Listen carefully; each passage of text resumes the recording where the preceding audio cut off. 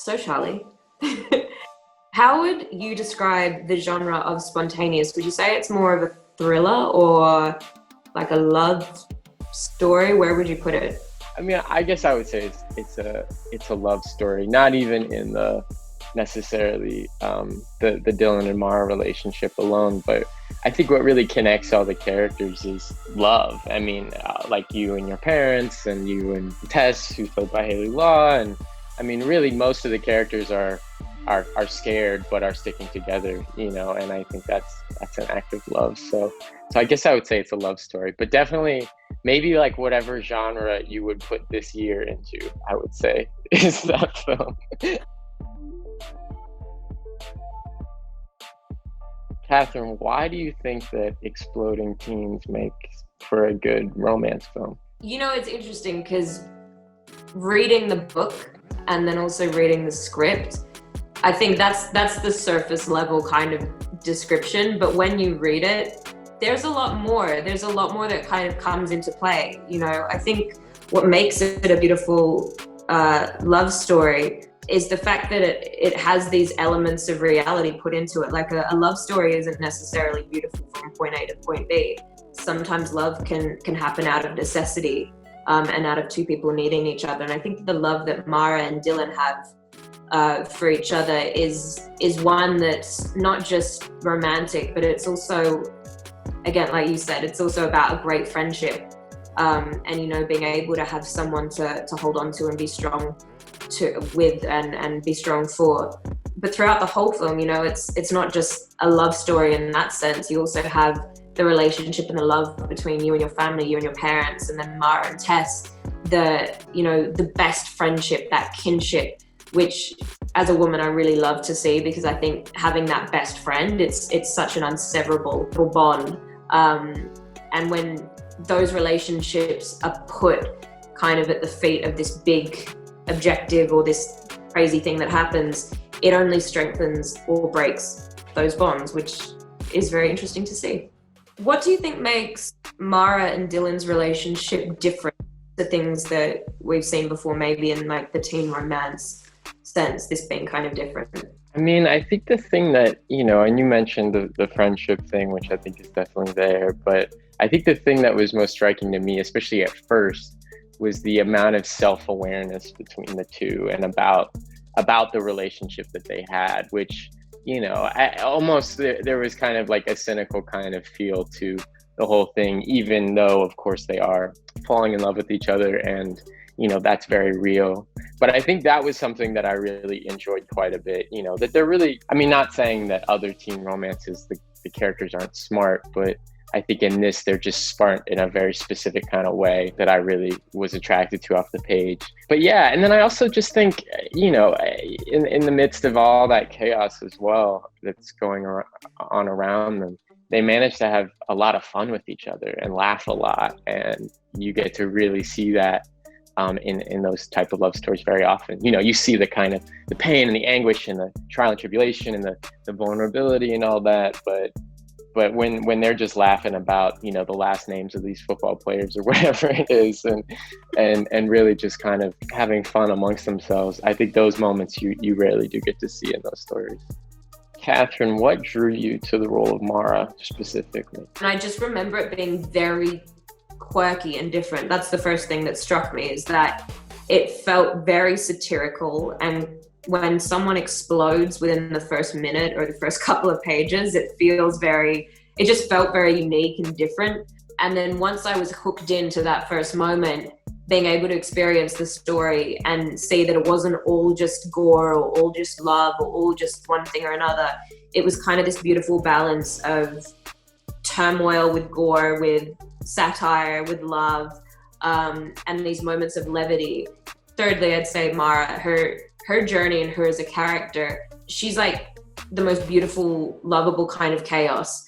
You know, she's like a puppy in the sense that it's just like everything she takes it in. She's like a firefly in a jar.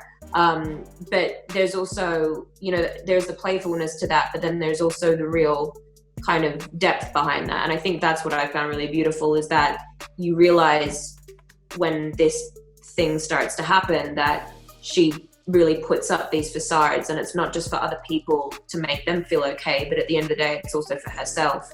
And really hitting that core and having to learn this lesson of sometimes things in life happen for no reason. And were there any similarities between you and Mara that you especially connected with when reading the script? I think I resonated towards the playfulness, and especially at the beginning of the film, you know, when we see her, especially and with Tess, that friend who always wants to make the other person smile and wants to make other people happy.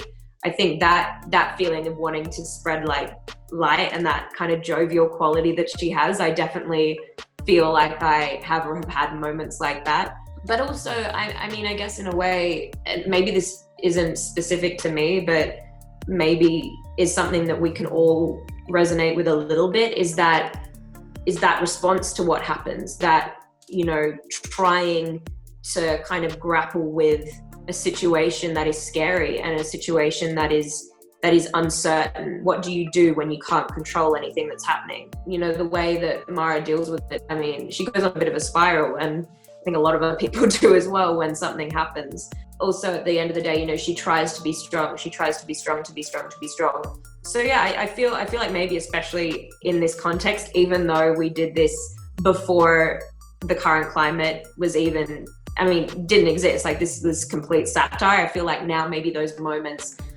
people will be able to reflect on a little bit more, or maybe it will be a bit closer to home.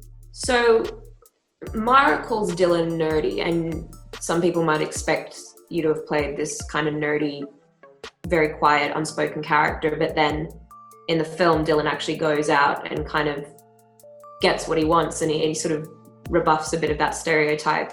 Why do you think that's refreshing? I liked the idea that he's pretty open about, you know, this narrative that he had for himself going, in that, you know, he was going to just kind of keep to himself and wait until college, and that's when he was going to, you know, put himself out there more and invest in the life that he wanted.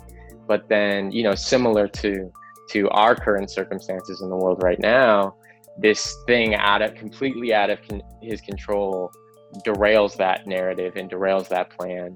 And, you know, what he's left with is just, in his case, is this kind of newfound drive to go after the life that he wants. And part of that is, you know, reaching out to Mara and saying, I really have these feelings for you, and I want to, you know, kind of be with you.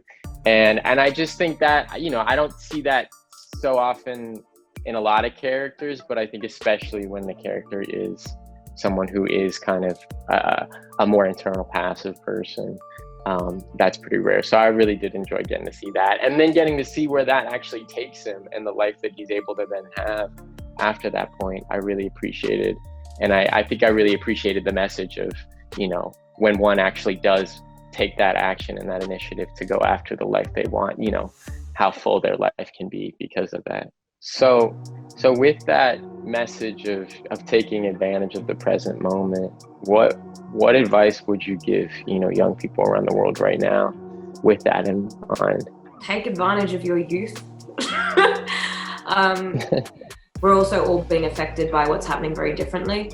And, you know, some people are experiencing different things or probably yearning for different things. But especially as a young person, you know, I think the future and the idea of future is so important, because, you know, the future is your potential, it's your life, it's what to look forward to. And I think, you know, I'm still also a young person, so I'm still learning things about life and what to enjoy and what's good and all that kind of stuff. But I guess the piece of advice for all of us right now is that, you know, if you are feeling really restless, or you're feeling like you're unsure of how to deal with this moment, firstly, there's always people and there are things that are there to help and support, but also the idea that, you know, some things happen for no reason, and that's what we cover in the film. You know, sometimes things in life will happen for no reason. People will die, accidents will happen, or there will be things in your life that just don't make sense, and it's hard to be okay with that, and you don't have to be okay with that. Make the most of your time in your life, whatever that is that you're doing, and, you know, I guess do whatever brings you joy, because at the end of the day, your life is your life, and it's there for you to do with it what you will and what you want.